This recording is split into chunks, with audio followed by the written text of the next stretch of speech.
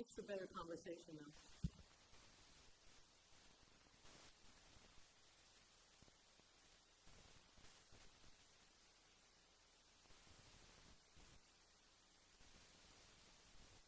Jamie, are we set?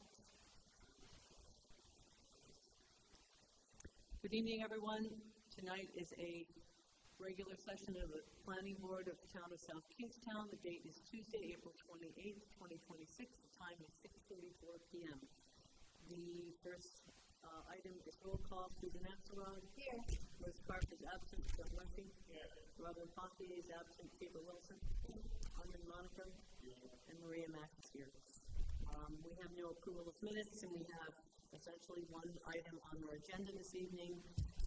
It is under subdivision and land development projects, public hearing, change to a previously approved plan, major multi-household land development project, 571 Main Street. Is there anyone representing the applicant?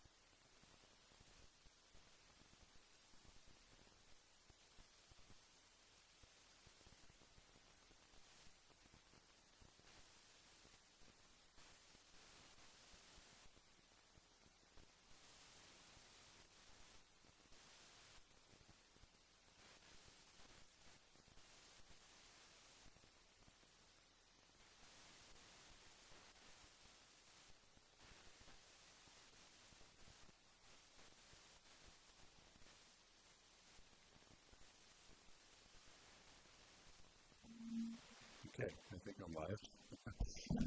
Good evening, Madam Chair, members of the board. Attorney Matthew Landry on behalf of the applicant.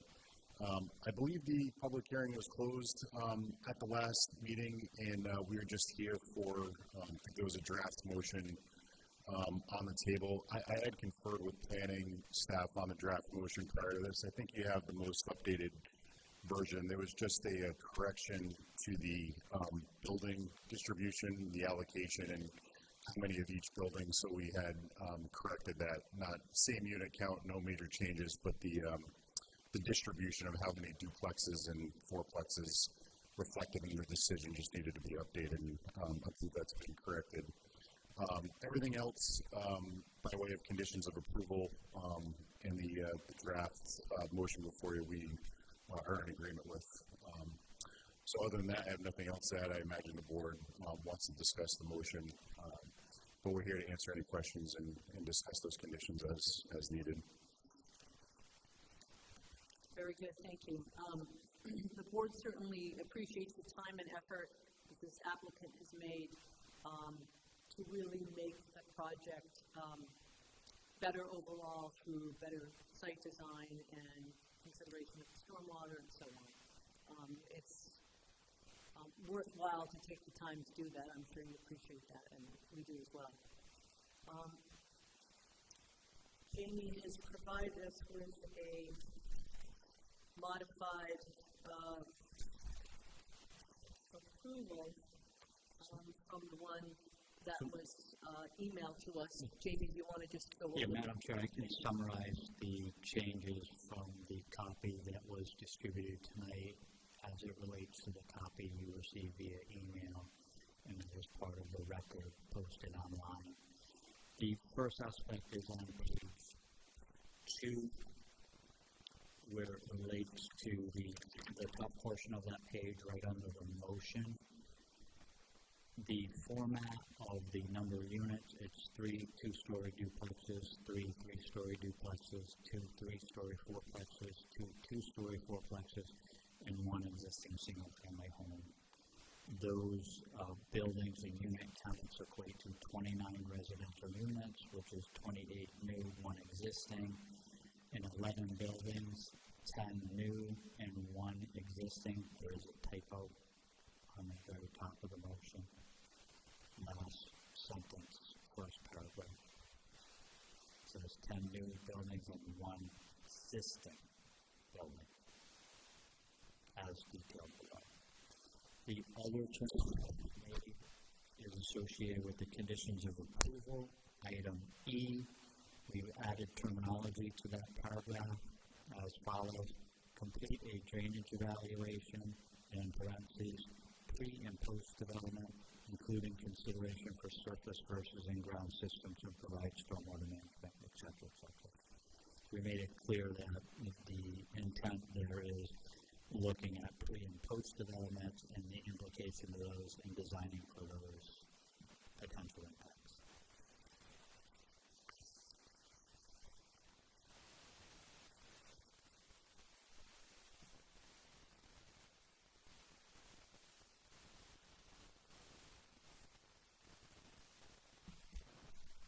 I have had conversations also with Mark Conroy and Rich Burbank regarding future drainage computations and review that would come in under preliminary plan. Their understanding and confident that the applicant will submit with sufficient information both to DEM and their permitting process and the town to evaluate any implications associated with drainage as the project moves forward.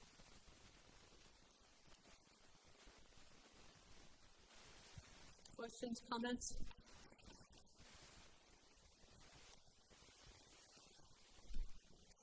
Go ahead, Susan. I have two items that I've marked up on my motion here. We were just talking about the drainage patterns and pre and post development, and it says it clearly indicates that the pre and post development drainage patterns will remain the same or are reduced. But I've certainly gotten the impression during all of this testimony that the drainage patterns presently are very bad and will be improved. And I don't know if that's something that can be put in into the conditions of approval, but all along I have, especially at the last meeting where neighbors have submitted photographs of gushing rivers across the property, that this will be better for the community and for this property once this development is completed. So I'll attempt to respond from my understanding of what transpired during the public hearing is that the applicant is responsible for managing their stormwater associated with the development. Molly Taylor also testified that in their design of managing their stormwater based on the redevelopment of the property, that she was relatively confident that they will make improvements to the overall water issues in the area. But the developer is not responsible for resolving upstream issues that are caused by historic development north of the property, north of Perry Ave, northern components of that property as it flows across his property. They're responsible for taking care of stormwater associated with the increased development on their property. And again, Ms. Titus isn't here, but the council and Mr. Fiore are, I believe her comments were that they were relatively confident that improvements they would be required to make based on the redevelopment of their property would improve the overall conditions.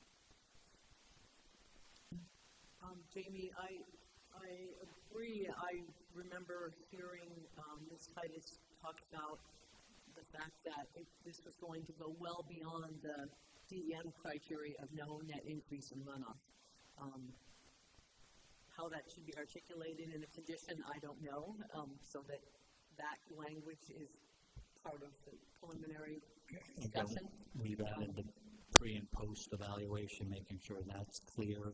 Again, all of those storm drainage calculations, all of that future design is not required at master, it's required at preliminary. And in the language in here, Jamie, you have surface versus in-ground systems. Are you talking about a system that is put in, or are you talking about the hydrology of the area? Because that's something that, as everyone knows, came up again and again. The intent is looking at storm drainage in totality, that it's not in isolation. There is existing conditions, there are implications with new development, and there are different mechanisms to manage existing and new development scenarios. So you're not just talking about structures per se when you say in-ground systems, you're talking about Again, there are going to be, the soil, the groundwater. with the construction of new units and new infrastructure, even if they do slab on grade, there's still going to be footings, there's going to be footing drains, they're going to have to manage existing groundwater conditions as they develop their site, whether it's slab or full foundation. They're going to have cuts and fills associated with installing a new road system, and they're going to have to deal with any existing groundwater. And a lot of times when you do new development and you interrupt groundwater flows, they're not calculated in stormwater management. Our pre- and post-development comments are intended that even the groundwater that's associated with your new infrastructure has to be accommodated. So again, a simple analogy is if you did a footing drain, and because there's a perched water table or something, and you're picking up a natural background of 10 gallons, you need to just not let it go because it used to go through the ground for thousands of feet. You're now picking that up in a pipe, and it's going to outlet to somewhere that you have to calculate that into your stormwater management. You can't just ignore it as an existing condition when you're manipulating that existing condition. Or change it. Can I ask Mark, does item E, do you find that is adequate for what you are going to be looking for at preliminary? I believe it does. I mean, the drainage is going to be reviewed by DEM first of all. That's going to be a very detailed analysis done on it, and then also at the soil erosion and runoff control permit as well in-house. We will be looking at that, and not just the 100-year storm, the 2, 10, 25-year storm levels as well, because you could have increases at different levels of different storm levels. So all those analyses will be reviewed. So you're satisfied with this one? Okay, so I just want to clarify that at the last meeting that we had, when we had a whole bunch of neighbors out here, and Molly Titus said, we looked at the photographs of the water gushing off the property through the stone wall, big puddle out front, and she goes, oh no, it's going to be so much better when we're done with this. Is that in case true while the audience was out there, or is that actually not something that we can hold them to? That is the pre-existing condition where they've got 6 inches of standing water and water gushing through the stone wall, and the audience heard that. They're all concerned about their basements, and they heard it'll be so much better when we're done. If that's not the case, then I'd like to understand that now. Because that's what was told when there was an audience full of people in the neighborhood who were concerned about water in their basements. Is that, it's going to be a lot better when it's done. It's not going to be the same. It's going to be better. If I could just interject, if I may.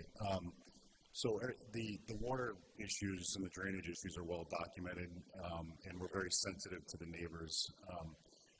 One of the original discussions as part of the settlement agreement with this original approval was to collaborate with the town and find a comprehensive solution for these drainage and runoff issues. And my client has every intent of doing that and has discussed that with staff. The development standard that we're being held to is that there can be no net increase runoff, as we all know.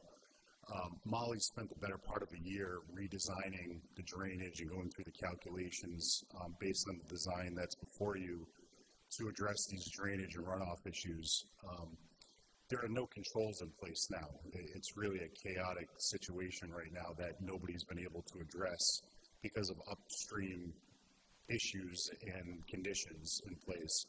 So Molly's testimony was that there's certainly going to be a dramatic improvement to this, not only because of the on-site treatment systems that we're putting in place, but also because the upgrades to Perry Avenue are going to include a number of improved drainage designs to that roadway as part of this that's going to be heavily vetted by the town.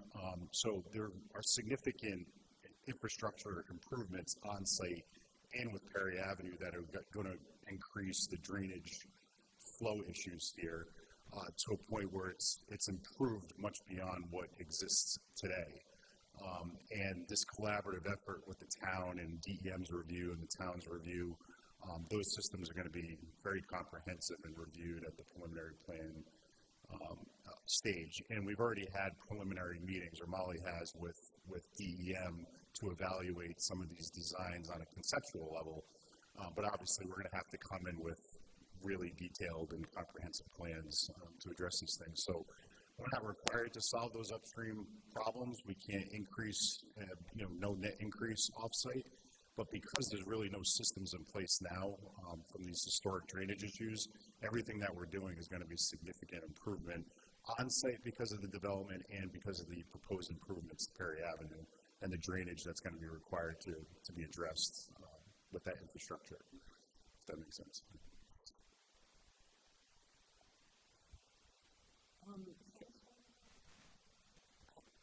Why don't you go first and before I go to another?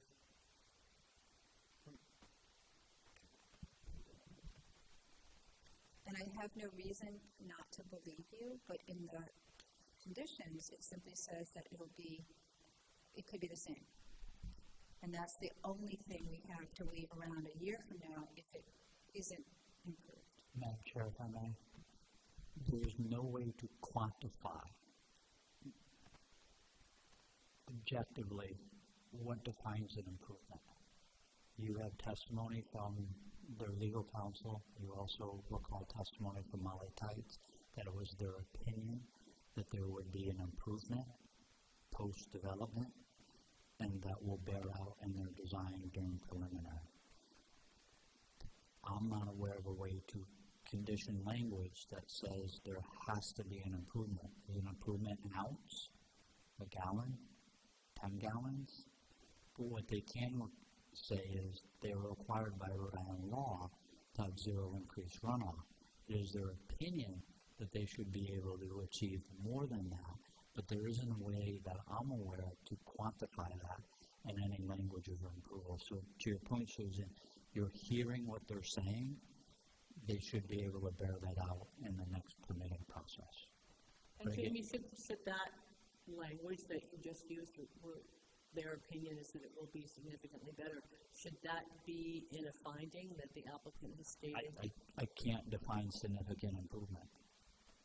Is it an ounce, a gallon, 10 gallons, 100 gallons? I think they are required to go through the permitting process with DEM. They're required to have zero increased runoff based on their development, and they testified they're confident that there should be an improvement beyond existing conditions. We can follow that through, but are you going to deny it?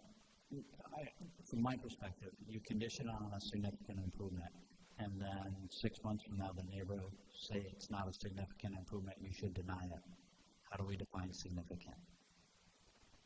I don't think it's definable. At this stage, at master plan, it's not.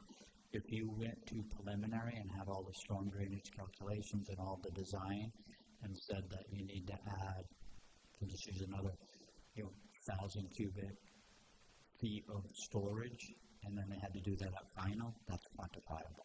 I don't think we can quantify it at master. It's at the next phase. Susan, I will say, I used to design drainage systems. The requirement is that the post is no more than the peak for the various storms. However, when you design for the post to be no more than a peak for the maximum storm, which is 100, it inherently makes the 2, 5, and 25 better than it was before. It works out that way because you're trying to capture that at that 100 to be no more than it was before, and then those smaller storms end up being a lot better. That's just the result of the design. The requirement is that there's no more. They would probably design the 100-year storm to be no more, probably not a lot more than that, like more design than that, but that will inherently result in a 2, 5, and 25-year storm being significantly better. It just does. Andy? I was just going to agree with Jamie on this. We've been knocked back several times over the years on requiring too much of master plan. And so I don't think you can require this in master plan. I think adding that pre and post development to the evaluation, that should help you have the quantifiable information at preliminary to determine that. Again, you can't deny it just because it doesn't improve it, but you will be able to hopefully have more of a quantification at that point. And condition E specifically relates to what we are going to be asking for at preliminary, so. Jamie, can you just, there is on J, I'm assuming after the several dots after units and the end parentheses, it should be associated with the residential development.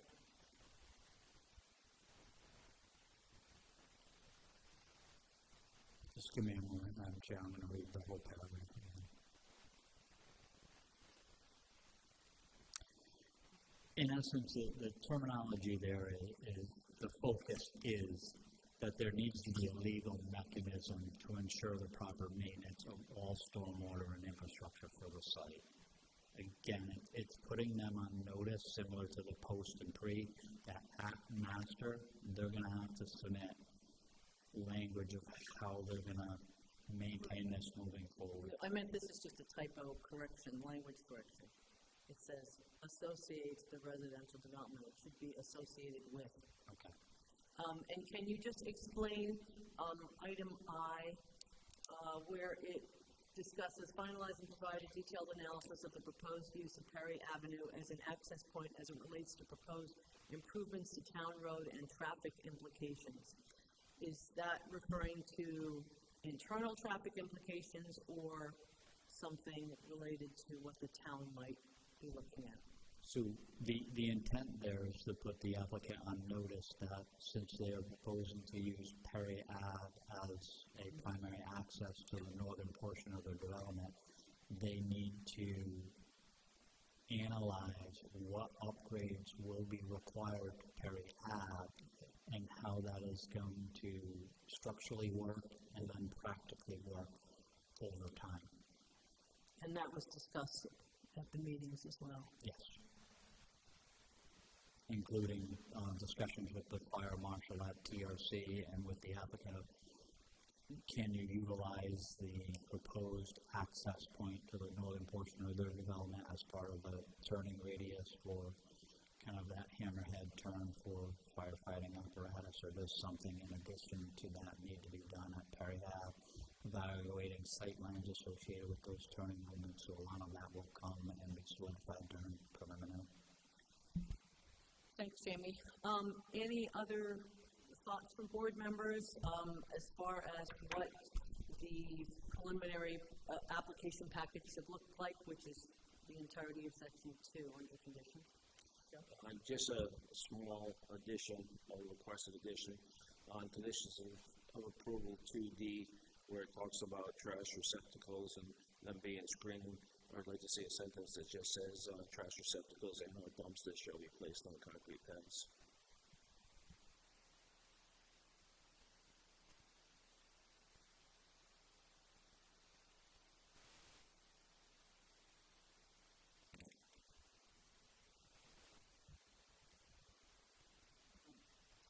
Go ahead, Susan. I also would like to question letter H, which is about using the existing entrance for vehicular access. We've been assured all along that that was not going to be part of this proposal and that would be closed to vehicular access, except maybe emergency vehicles. But this implies that that question is still up in the air, and I thought this has been brought up at multiple meetings, and especially at the last meeting where we were assured that that was not part of the plan, was to have that be a driveway. And this looks a little bit like it hasn't been resolved yet. So they haven't done a full traffic analysis yet on how their site circulates.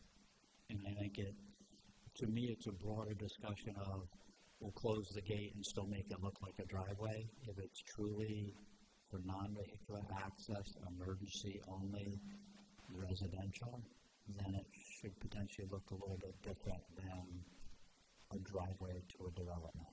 So again, from my perspective, it allows the planning board to evaluate what the ultimate structure of that driveway is and how it relates to the residential appearance and not look like a secondary or third access point. Right now, it looks like a road and a driveway, with a gate. Okay, and if the gate's open, who stops someone from driving down it? If it's not for vehicular access, Who then it's, stops someone from driving down it? We're not sending a zoning enforcement officer out there every other day because the gate was open and someone was seen entering or exiting that. okay. From If my this- perspective, we need more detail to solidify the fact it's only intended for emergency Okay, services. so I hear that, not except that that's vehicular not what this says. This implies that with a conversation with DOT, it could be just an access road, which means it's gonna be a lot wider and it's gonna be not what we agreed upon. That seems to be left open for later discussion here. And I don't feel like that's We're what a we master talked- plan. We're not at preliminary. We have no design for this yet. Perhaps Mr. Landry can comment on this. I know that often there'll be a design so that the gate can be opened by whatever means for emergency use and it's closed most of the time. There was a lot of discussion about this, and and I can say again that the intent is to be for pedestrians only or emergency access. It's a little bit unclear at this point if fire will require that to be like a crash gate or whatever it is. So I think to Jamie's point, I think more detail is needed on what that final roadway is going to look like and what it's going to require. We don't have an issue with the condition that it be limited to fire and or pedestrian access only. The remaining part of that condition addresses the crosswalk. There was testimony that was a holdover from the original design, something that was asked for in the original design. We have no problem removing that. So maybe the condition could be amended that this will be limited to fire and or pedestrian access subject to fire marshal review, and that further design or final schematics for that, what that road is going to look like, will be addressed at preliminary. That makes sense. Yeah. Did you get all that, Jamie? That makes me happy, thank you. Great. Anything else?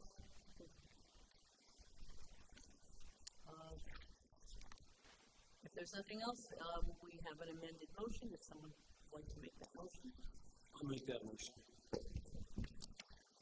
The South Kingstown Planning Board hereby grants approval to the application for a change to the approved conceptual master plan for the project entitled 571 Main Street, a multi-household land development project comprised of 29 residential units, i.e. 28 residential units and one existing residential unit, and 11 buildings, 10 new buildings, and one new building as detailed below, 3 two-story duplexes, 3 three-story duplexes, 2 three-story duplexes, 2 two-story fourplex, 2 three-story fourplexes, 2 two-story fourplexes, 1 single-family home existing. Main Street Assessors Plat 56, 3, Lot 137, Roland Fiore, applicant owner. The approval is based upon plans detailed below, prepared by Complete Engineering, 2 Stafford Court, Cranston, and Studio 401 Architect, LLC, 5 Division Street, Unit 39, East Greenwich, Rhode Island. Sheets identified in the memorandum provided by staff this evening. Findings of fact A through F. Conditions of approval 1A through D, 2A through J, with D being amended to include concrete pads under the trash receptacles, and H being amended for limitation to fire and emergency access. We have a motion from Joe. Do we have a second? Second from Susan. I'll second that. Any further discussion? Hearing none, all those in favor say aye. Aye, nays. Motion carries. just want to thank everybody for their time and patience with this. It's about 2 years in the making, I think, but we really appreciate the diligence and staff's input and the board's input, and I think it's a good result. Thank you for taking the time and effort to make it a better project too. That's Of course. Thank you very much.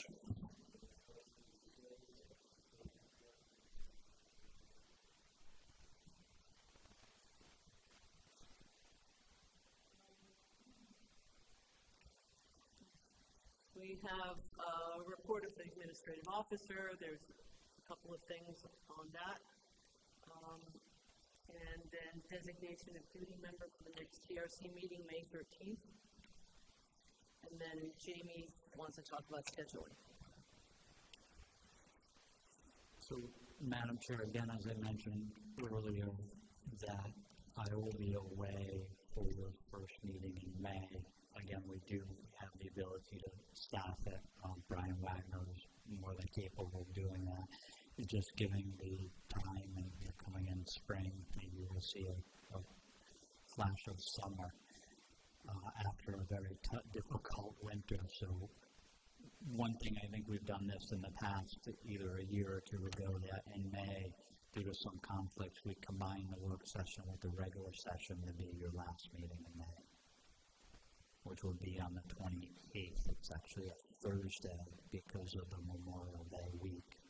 Memorial Day week pushes the council from Monday to Tuesday and pushes you from Tuesday to Thursday. So everybody got that? So it would be the 28th. Maybe not have it. Right, that's what Jamie was asking, is he'll be away. And if it becomes an enormous agenda, then we move the work session items to the following month, or? I think the only thing we potentially have coming in May is 2001 Kingston Road, which is a 5-unit development. And that's the only thing on the board right now, I believe. And is there any likelihood that there might be a meeting with the council with regard to the form-based code? How are we? So we're working internally, and potentially either that meeting in May or your first meeting in June, we can have a revised version to you. I've informed the town manager that we need a solid 4 to 6 weeks to try and completely understand where the public's coming from, some of the comments from the council as well as planning board members to finalize that document. Do we have somebody who would volunteer to be the TRC member for Wednesday? At the last meeting? For the May 13th? Yeah. Okay. Unless somebody else wants to do it. We don't have anything right now. It remains to be seen. And finally, before we adjourn, this is Joe's last meeting, and really want to thank him for his time, 10 years, and dedication, and missing all those potential ski dates, and having done a great job. Is it 10 years now?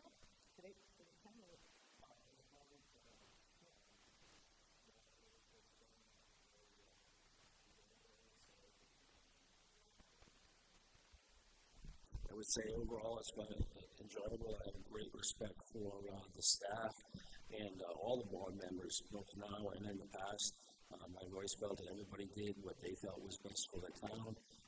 Not necessarily always agreed with each other, but everybody was respectful. So it's been a great experience, and I also, leaving here, have a lot of confidence in this board as well as the other boards in the town now that I've seen them from the inside. So, thank you all. It's time. You've got a really important perspective, and you don't have a lot to say, but when you do, it's always on point. I appreciate you saying that. Thank you. Would someone like to make a motion to adjourn? Joe? Motion from Joe, second from? Second. Kiefer? Any further discussion? All those in favor say aye. Aye. Motion carries. Thanks, everybody.